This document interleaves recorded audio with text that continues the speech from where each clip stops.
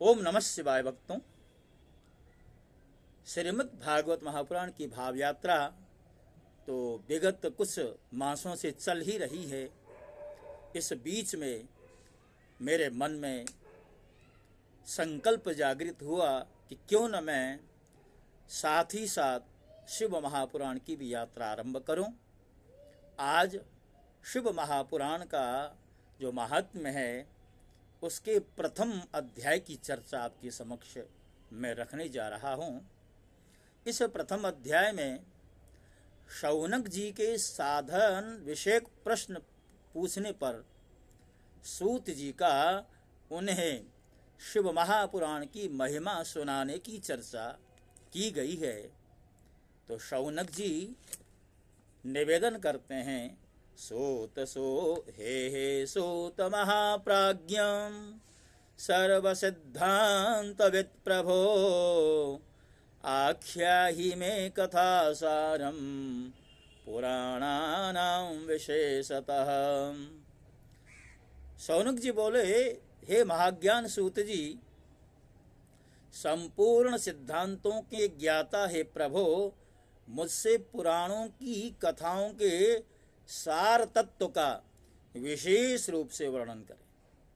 सदाचार, भगवत भक्ति और विवेक की वृद्धि कैसे होती है तथा साधु पुरुष किस प्रकार अपने काम, क्रोध आदि मानसिक विकारों का त्याग करते हैं। इस घोर कलयुग में जीव प्रायः असुर भाव के हो गए हैं। उस जीव समुदाय को शुद्ध अर्थात दैवी संपत्ति से युक्त बनाने के लिए सर्वश्रेष्ठ साधन क्या है? आप इस समय मुझे ऐसा कोई शाश्वत साधन बताइए जो कल्याणकारी वस्तुओं में भी सबसे उत्कृष्ट हो एवं मंगलकारी हो। हेतात वह ऐसा साधन हो जिसके अनुष्ठान से शीघ्र ही अंतःकरण की विशेष शुद्धि हो जाए तथा उससे निर्मल चित्त वाले पुरुष का सदा के लिए शिव की प्राप्ति हो जाए। सूत जी बोले, हे मुनिश्रेष्ठ शौनक, आप धन्य हैं। आपके हृदय में पुराण कथा सुनने की प्रति विशेष प्रेम एवं लालसा है। इसलिए मैं शुद्ध बुद्धि से विचार कर परम उत्तम शास्त्र का वर्णन करता हूँ। हे वत्स, संपूर्ण शास्त्रों के सिद्धांत से संपन्न भक्ति आदि को बढ़ाने वाले, भगवान शिव को संतुष्ट करने वाले तथा कानों के लिए रसायन स्वरूप दिव्य पुराण का श्रवण कीजिए। तो कानों का रसायन क्या है? सामान्यतः जब कानों में कोई विकार आता है, दर्द होता है, तो सांसारिक औषधियां काम करती हैं, किंतु सही अर्थ में कानों की औषधि तो भगवान की लीलाओं से युक्त कथा ही है। और यह उत्तम शिव पुराण काल रूपी सर्प से प्राप्त होने वाले महान त्रास का निवारण करने वाला है। हे मुने, पूर्व काल में शिवजी ने इसे कहा था। गुरुदेव व्यास जी ने सनत कुमार मुनि का उपदेश पाकर कलियुग के प्राणियों के कल्याण के लिए बड़े आदर से और संक्षेप में इस पुराण का प्रतिपादन किया। हे शौनक जी, विशेष रूप से कलियुग के प्राणियों की चित्त शुद्धि के लिए इस शिव पुराण के अतिरिक्त कोई अन्य साधन नहीं है। जिस बुद्धिमान मनुष्य के पूर्व जन्म के बड़े पुण्य होते हैं, उसी महाभाग्यशाली व्यक्ति की इस पुराण में प्रीति उत्पन्न होती है। इसके पठन और श्रवण से शिव भक्ति पाकर श्रेष्ठ स्थिति में पहुंचा जा सकता है। इस पुराण के अध्ययन को अभीष्ट साधन माना है और इसका प्रेम पूर्वक श्रवण भी संपूर्ण वांछित फलों को देने वाला है।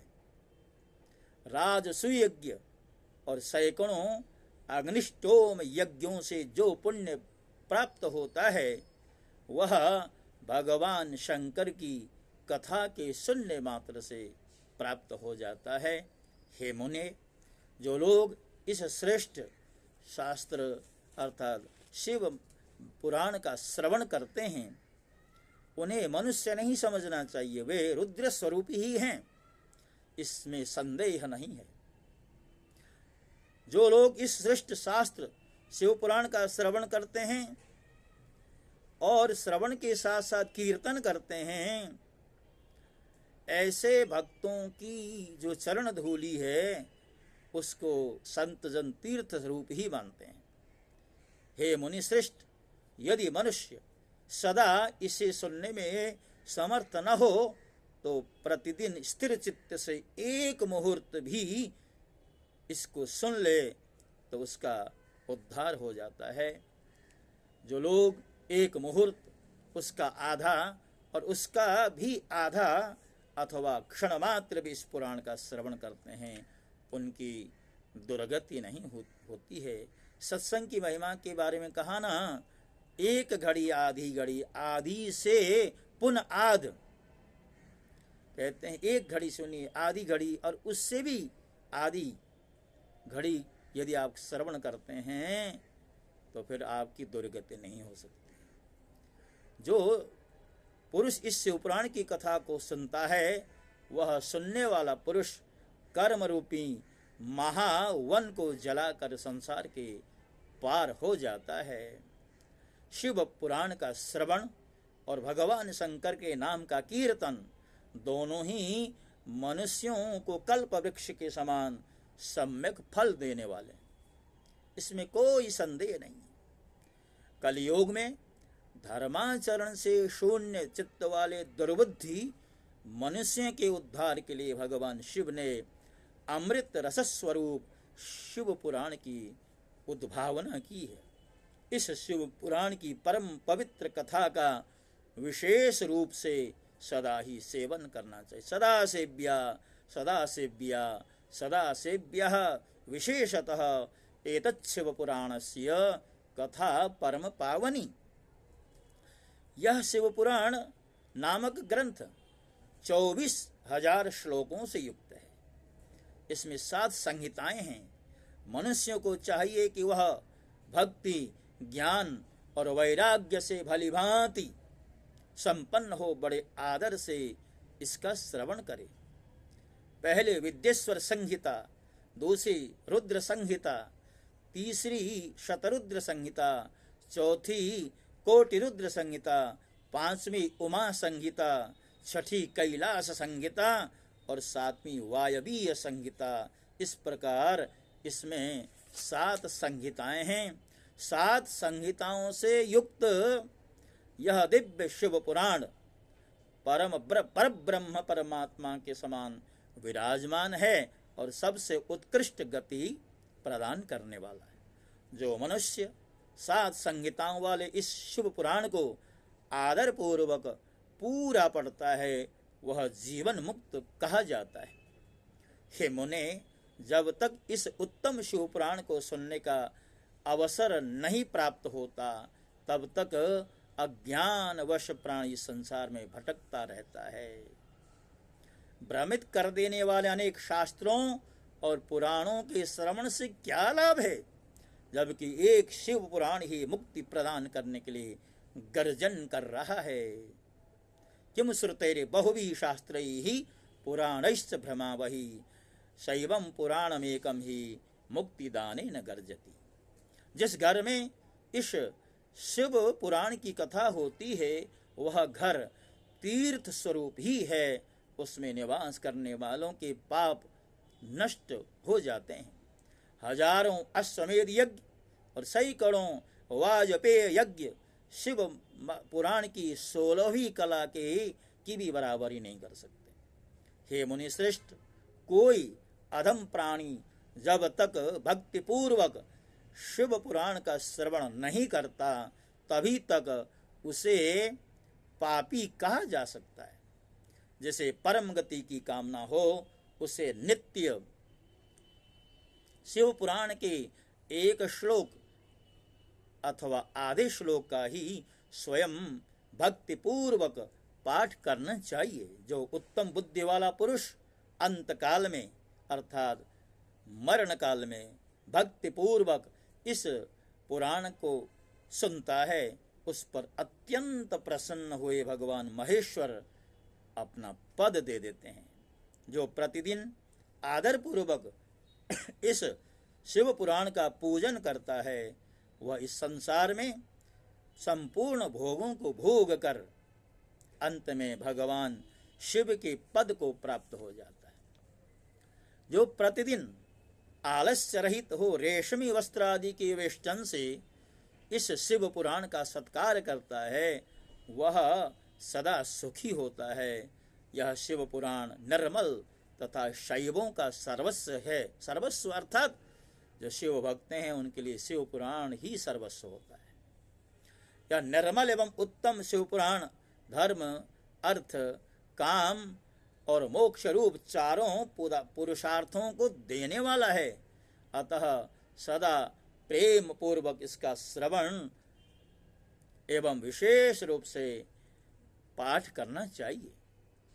वेद, इतिहास तथा शास्त्रों में यह शिव पुराण विशेष कल्याणकारी है, ऐसा मुमुक्षु जनों को समझना चाहिए। यह शिव पुराण आत्म तत्वज्ञों के लिए सदा सेवनीय है, सत्पुरुषों के लिए पूजनीय है, तीनों प्रकार के तापों का शमन करने वाला है, सुख प्रदान करने वाला है तथा ब्रह्मा, विष्णु, महेश आदि देवताओं को प्राणों के समान प्रिय है। ऐसे शिव पुराण को मैं प्रसन्न चित्त से सदा वंदन करता हूँ। भगवान शंकर मुझ पर प्रसन्न हों और अपने चरण कमलों की भक्ति मुझे प्रदान करें। भक्तों, शिव महापुराण का महात्म्य का जो प्रथम अध्याय है, इसमें शिव पुराण की वैशिष्ट्य का वर्णन करते हुए, विशेषताओं का वर्णन करते हुए और भगवान शंकर जी को प्रणाम करते हुए सूत जी ने मानो इस अध्याय को विश्राम दिया है। और अगले अध्याय में यानी दूसरा जो अध्याय है, उस अध्याय में पापात्मा देवराज नाम का एक जो ब्राह्मण है, वह शिव भक्ति से, शिव पुराण की कथा से किस तरह मुक्त हुआ। जीवन भर पाप करने वाला व्यक्ति भी भगवान शंकर जी के संसर्ग में आते ही कैसे मुक्त हो जाता है, कैसे शुद्ध हो जाता है, ये चर्चा अगले अध्याय में की गई है।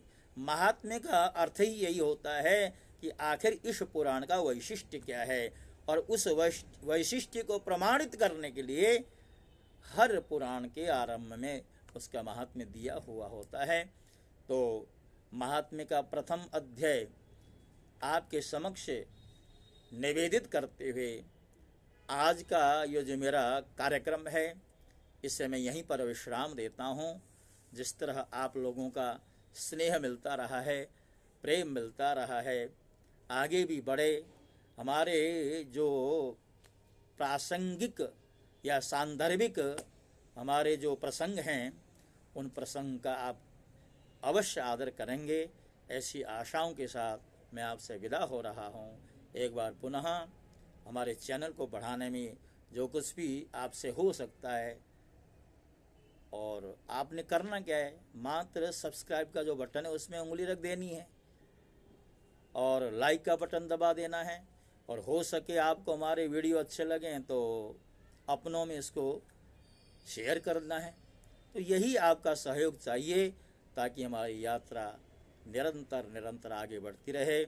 आपको शिव महापुराण के शब्द कण, अमृत कण कानों में एक तरह से हमारे माध्यम से कानों से उन शब्दों का पान करने का अवसर प्राप्त हो। इसमें भगवान भोलेनाथ की कृपा बहुत बड़ी होती है और हम सोचते हैं कि उनकी कृपा अवश्य प्राप्त होगी। इन्हीं शब्दों के साथ मैं आपसे विदा होता हूँ। ओम नमः शिवाय, ओम नमः शिवाय, ओम नमः शिवाय।